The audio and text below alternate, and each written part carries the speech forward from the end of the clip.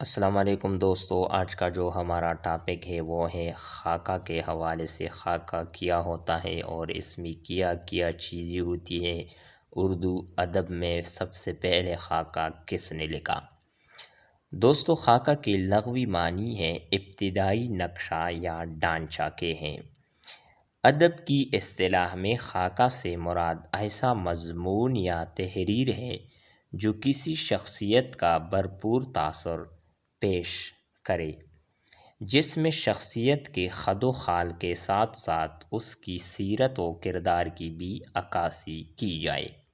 خاکہ نگاری نہ تو شخصیت نگاری ہے اور نہ ہی سوانح نگاری، بلکہ خاکہ نگار کا مقصد کسی شخصیت کے مزاج، افتاد طبع اور افکار و کردار کی مدد سے اس کی انفرادیت کو اجاگر کرنا ہوتا ہے، جس سے شخصیت کے مثبت و منفی خلوت و جلوت دونوں پہلو قاری کے سامنے آ جائے۔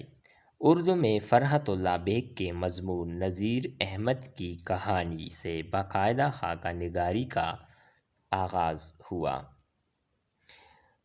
دوستو، امید کرتے ہیں کہ آپ کو یہ ویڈیو پسند آئی ہوگی۔ یعنی خاکہ نگاری نہ تو کیا ہے، نہ تو یہ کہ جو ہے یہ سوانح نگاری ہے اور نہ ہی یہ شخصیت نگاری ہے، بلکہ یہ کسی بھی خاکہ نگار کا مقصد کسی شخصیت کے مزاج، افتاد طبع اور افکار و کردار کو قاری کے سامنے ایک ایسی انداز میں پیش کرنا کہ اس شخص کا جس کا خاکہ لکھا جاتا ہے، اس کی مزاج، افتاد طبع اور افکار کا جو ہے بنیادی کردار سامنے آ جائے۔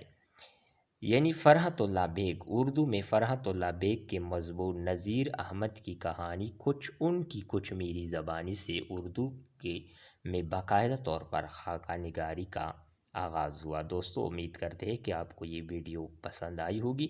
نیکسٹ ویڈیو کے ساتھ دوبارہ ملتے ہیں۔ اللہ حافظ۔